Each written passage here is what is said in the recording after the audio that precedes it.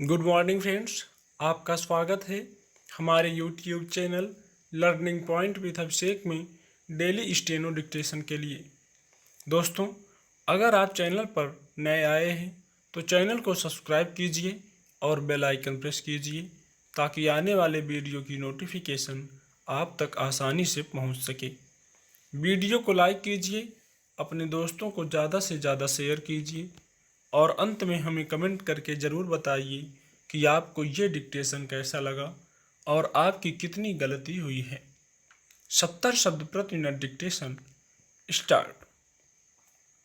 साहित्य के मंचों का इस्तेमाल किस तरह सस्ती राजनीति करने के लिए होने लगा है, इसका ताज़ा प्रमाण है कांग्रेसी सांसद शशि थरूर का लाहौर साहित्य उत्सव में यह कहना कि भारत के मुकाबले पाकिस्तान ने कोरोना पर नियंत्रण पाने का काम कहीं अच्छे से किया, वह चाहे जिस कारण इस नतीजे पर पहुँचे हों, लेकिन उनका उद्देश्य केवल यही बताना नहीं था, चूँकि उनका मकसद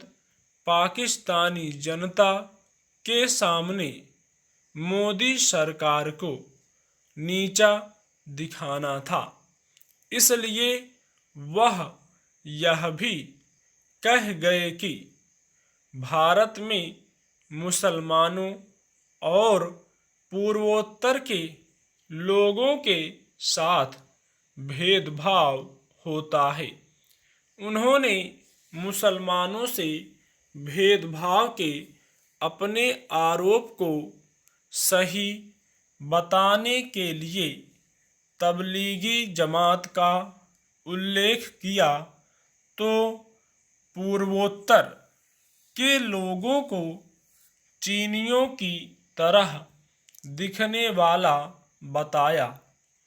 हैरानी नहीं कि उन्होंने मणिशंकर अय्यर की याद ताज़ा करा दी, जिन्होंने पाकिस्तान में ही आयोजित इसी तरह के एक कार्यक्रम में यह कहा था कि नरेंद्र मोदी को हटाए बगैर दोनों देशों के रिश्ते सुधरने वाले नहीं।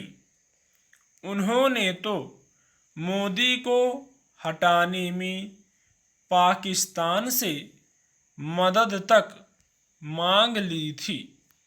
गनीमत है कि शशि थरूर ने ऐसा कुछ नहीं किया, लेकिन उन्होंने पाकिस्तान के मन की मुराद दूसरे तरीके से अवश्य पूरी की।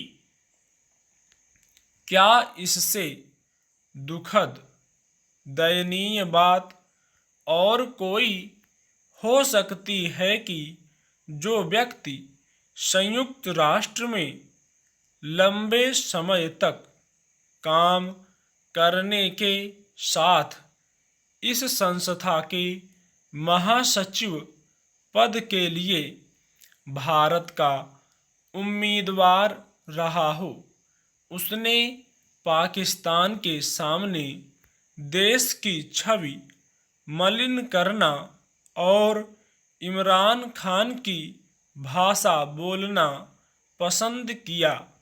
यह केवल घटिया राजनीति ही नहीं, क्षुद्रता की पराकाष्ठा भी है।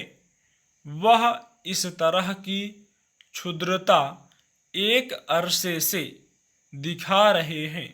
शायद इसका एक बड़ा मकसद यह है कि इससे कांग्रेस में और खासकर राहुल गांधी की निगाह में उनका कद बढ़ेगा।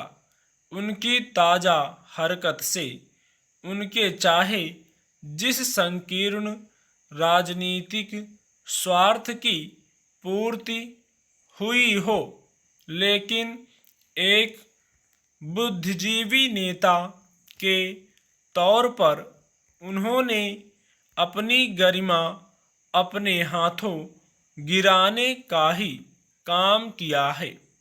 कम से कम अंतर्राष्ट्रीय राजनय से भली तरह परिचित उनके जैसे लोगों को तो यह बुनियादी समझ होनी ही चाहिए कि किस मंच पर क्या बोलना है और क्या नहीं।